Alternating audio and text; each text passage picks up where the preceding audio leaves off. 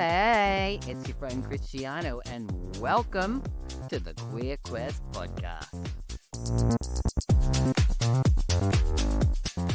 Hello, all you fabulous souls, and welcome back to the Queer Quest podcast. I'm Christiano Green, and today we're diving into something raw, tender, and deeply important.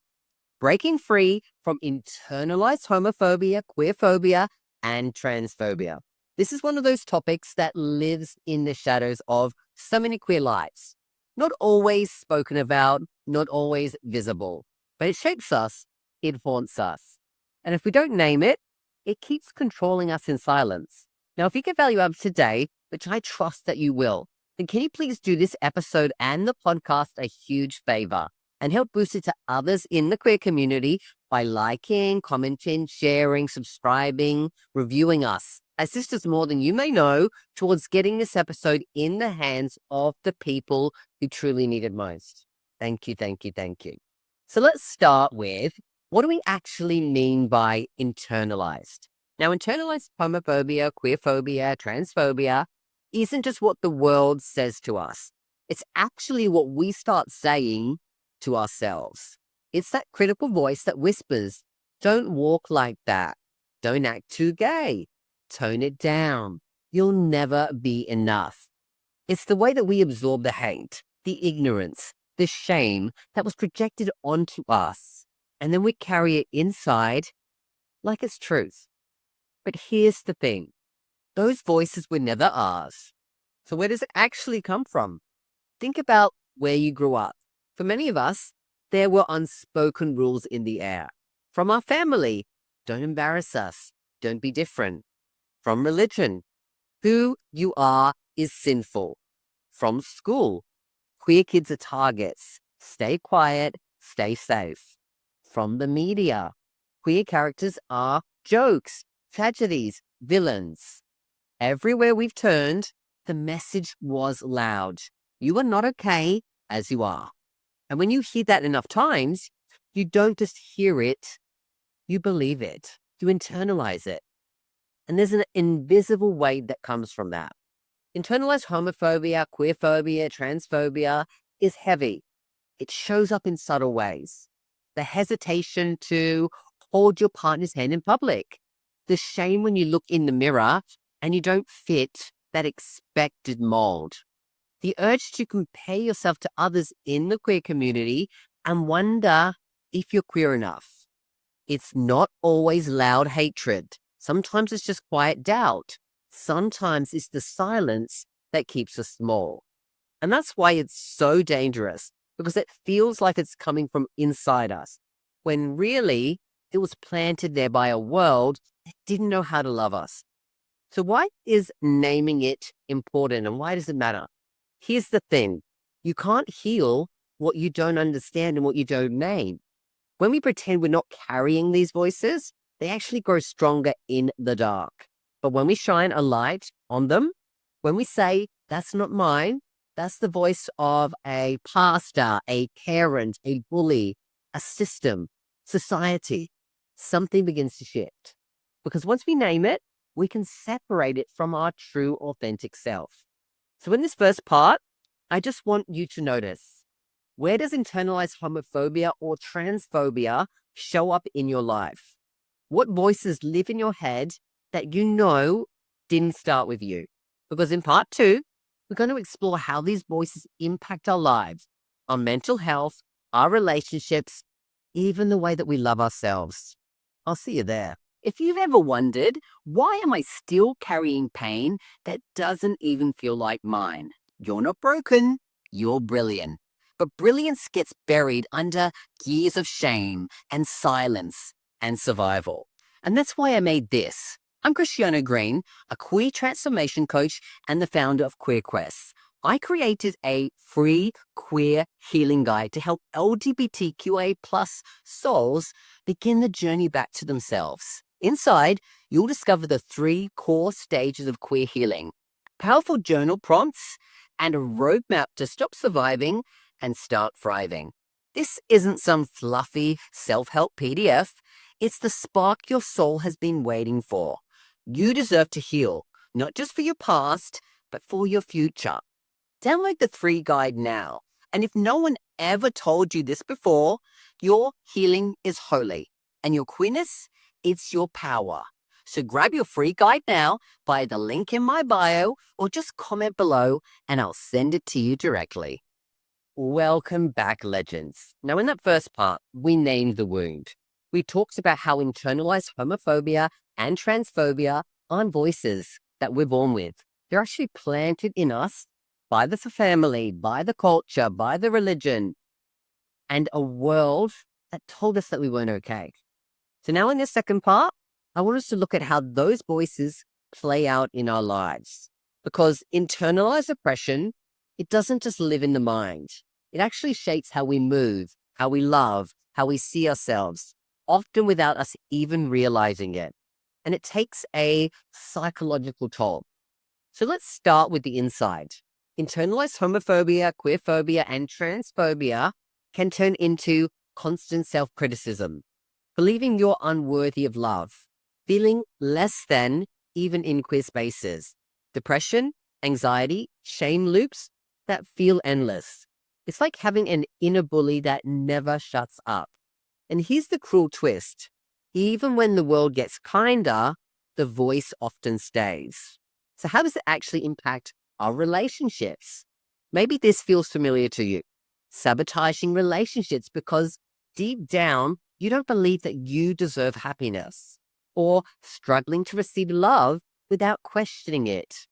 Or keeping intimacy at arm's length because parts of you feels your queerness makes you too much or not enough. Or settling for partners who don't treat you well because somewhere inside you still carries the lie that this is the best that you can get. The truth? These aren't failures of love. They're actually symptoms of carrying that old shame. What is the difference between comparison and comparison with community as well? So internalized oppression doesn't just affect how we see ourselves, it actually affects how we see each other. It can show up as policing what's acceptable queerness, judging others for being too feminine or too flamboyant or not queer enough, competition, jealousy, insecurity, or exclusion inside queer spaces. But this isn't who we are at our core. It's oppression doing its work through us. When society teaches us to hate ourselves, we sometimes turn that hate sideways onto each other. The mirror effect.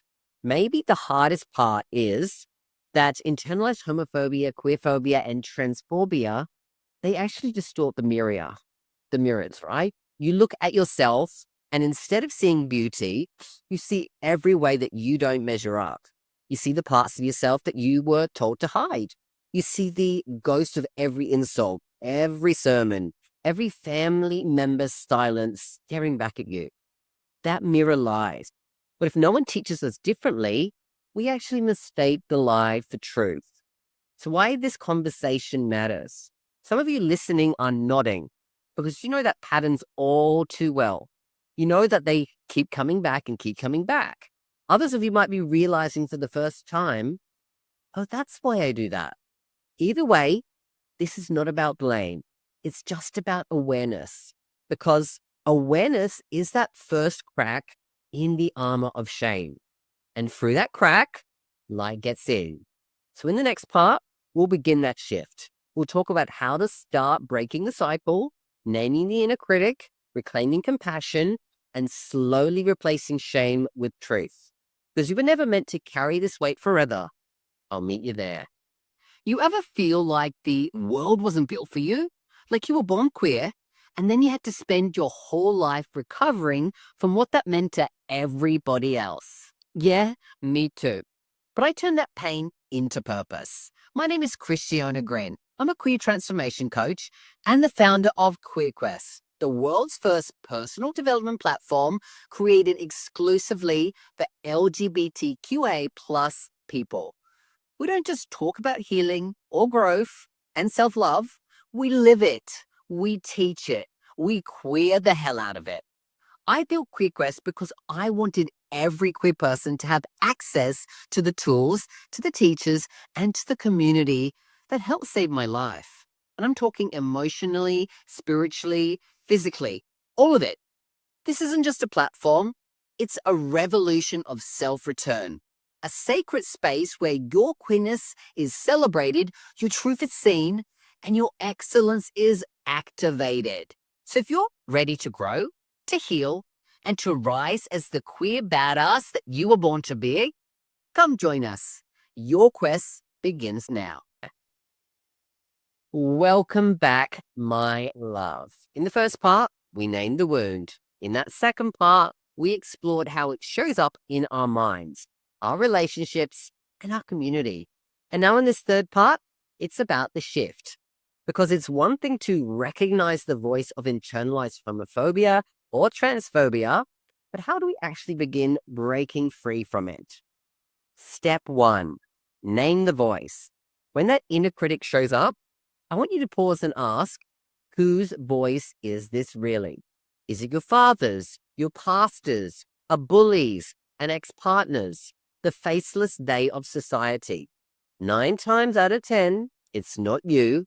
It's an echo you've been carrying. And once you can say, this isn't my voice, this was planted in me, something shifts. You start separating your truth from their lies. Step 2, replace shame with compassion. That part of you that still carries shame, it doesn't need more punishment. It does need compassion. So try saying, of course I feel this way. I was taught to. Or, of course I struggle. That's what survival looked like for me. When you bring compassion to your shame, you stop fighting yourself and you start healing yourself. Step number 3, practice reclamation. Breaking free is not just about removing the negative, it's about replacing it with something affirming. Some ways to do this: affirmations that specifically counter the lie. My queerness is my power. I am worthy of love exactly as I am. Rituals of visibility. Wear the clothes you once hid in. Post a picture that makes you feel alive. Dance without apology. Queer joy practices. Spend intentional time with art, with music, with books, and community that reflect queer beauty and possibility. These aren't fluff. They're rewiring your nervous system to believe, I am safe, I am whole, I am worthy. Step number 4, community healing. We can only get so far in isolation. Shame thrives in silence, but it dies in connection. That's why queer community is medicine. When you're surrounded by people who celebrate queerness, who model authenticity, who mirror back your beauty, the lies lose their grip. Whether it's chosen family, a queer support group, a coach, a therapist who affirms you, or an online community like QueerQuest, healing becomes lighter when it's shared. What's my practice? So for me, breaking the cycle looked like catching myself in the act of self-rejection and saying, that's not mine, that's theirs, I don't carry it anymore. It looked like surrounding myself with queer joy, which is art, which is friends, which is love. It looked like slowly, gently reclaiming every part of me I had hidden. And it wasn't overnight, but every time I named the voice and chose compassion instead of shame, I broke another chain. So in this final part, we'll close this series with the bigger picture, what it means to move beyond internalized oppression into queer joy, into liberation, and into collective healing. Because breaking free isn't just personal, it's cultural, it's generational. It's how we create the future we deserve. Meet me there. You've survived closets, shame, rejection, silence, perfectionism, burnout, and heartbreak. But survival was never the end goal. It's time for your queer comeback. I'm Christiano Green, queer transformation coach and the creator of The Queer Comeback, a free webinar for LGBTQIA plus souls ready to heal, ready to rise, and ready to reclaim who the F they are. This isn't self-help, it's queer soul revival.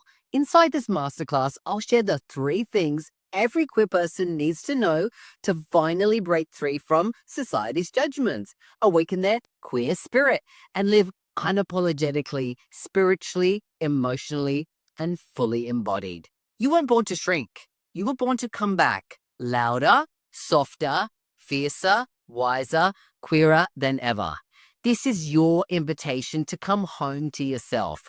Join the queer comeback, free, live, transformational. Because your next chapter doesn't start with shame, it starts with you. Sign up now, link in bio. Here we are, dears. Now, in that first part, we named the wound. In the second part, we saw how it shows up in our lives. And in the third part, we began the work of breaking free. And now in this final part, we anchor it in something bigger. The liberation that comes when we step out of shame and into queer joy. Let's talk about thriving beyond those deep wounds. Here's the truth. You were never born ashamed. Shame was taught. Internalized homophobia, queerphobia, and transphobia were learned. And if they were learned, they could be unlearned. What's underneath it all is not brokenness, it's brilliance. Your queerness is not a mistake, it's medicine. Let's discuss queer joy as defiance. When you laugh loudly, when you hold your partner's hand in public, when you wear the clothes that feel like home on your skin, when you dance, kiss, create, cry, and live unapologetically, that is not trivial. That is actually radical. Because queer joy, in a world that tried to silence us, is an act of defiance. It says, you didn't win, I'm still here, and I am free. Collective healing. Breaking free is never just about the individual. When you heal, you ripple that healing outward. You become the mirror someone else needed to see. Maybe a younger queer person watches you thriving and thinks, if they can do it, maybe I can too. Maybe your friend finally lets go of their shame because you modeled what self-love looks like. Maybe your joy becomes someone else's permission slip. And that's how we change the culture, not just with laws or policies, but with the everyday bravery of being fully ourselves. So here's your invitation. My invitation to you, notice the voices of shame and name them. Replace them with compassion and truth. Surround yourself with community that reflects your worth. And practice joy like it's your birthright, because it is. You don't have to do this perfectly.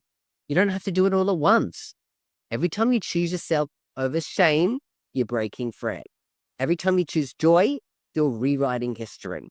So here's my closing words for you. Queer liberation doesn't begin out there in some distant future. It begins in you, in your body, in your nervous system, in your willingness to love the parts of you the world once told you to hide. And when you do that, you're not just healing yourself, you're helping to heal us all. So thank you for being here, for listening, for walking through this episode with me. And if this episode did resonate with you, share it with someone who's still carrying the weight of that internalized shame. Let them know it is possible to break free. Because our queerness is not the wound, it's the gift.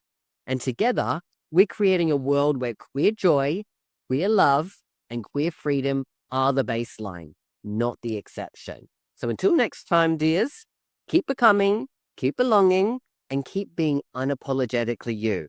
Always remember that you've got this, I've got you. Bye for now.